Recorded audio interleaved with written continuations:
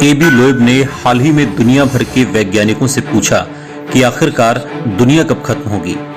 धरती के खत्म होने या इंसानों के खत्म होने की तारीख क्या होगी। ऐसा उन्होंने इसलिए कहा क्योंकि उन्हें लगता है कि साइंटिस्ट सही दिशा में काम कर रहे हैं। एबी लोएब ने वैज्ञानिकों से अपील की है कि वो जलवायु परिवर्तन को रोकने के लिए काम करें, कोरोना पर काबू पाने के लिए वैक्सीन बनाएं, सतत ऊर्जा के विकल्प खोजें, अंतरिक्ष में बड़े बेस स्टेशन बनाने की तैयारी करें। एबी लोएब ने कहा है कि एलियन से संपर्क करने की कोशिश करें, क्योंकि जिस दिन हम तकनीकी रूप से पूरी तरह मैच्योर हो जाएंगे, उस दिन से इंसानों की पूरी पीढ़ी और धरती नष्ट होने के लिए तैयार हो जाएगी। उस समय यही सारे खोज और तकनीकी विकास ही कुछ इंसानों की जान बचा पाएंगे। एबी लोएब ने हार्वर्ड यूनिवर्सिटी के पूर्व छात्र सम्मेलन में संबोधित करते हुए कहा कि सबसे ज्यादा जरूरी है इंसानों की उम्र को बढ़ाना।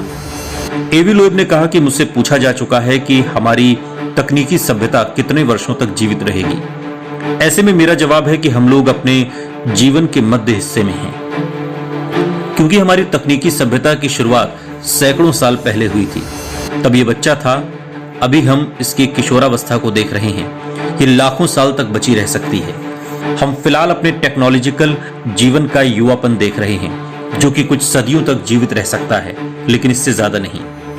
एबी लोएब ने कहा है कि जिस तरह से धरती की हालत इंसानों की वजह से खराब हो रही है, उससे लगता है कि इंसान ज्यादा दिन तक धरती पर नहीं रह पाएंगे। कुछ सदियों में धरती की हालत इतनी खराब हो जाएगी कि लोगों को स्पेस में जाकर रहना पड़ेगा। ऐसे में सबसे बड़ा खतरा तकनीकी आपदा का है। ये तकनीकी आपदा जलवायु परिवर्तन से जुड़ी होगी। इसके अलावा दो बड़े खतरे हैं, इंसानों के जरिए विकसित महामारी और देशों के बीच युद्ध। ऐसे में इन सबको लेकर सकारात्मक रूप से काम नहीं किया गया तो इंसानों को धरती खुद खत्म कर देगी या फिर धरती अपने आप को ही नष्ट कर देगी।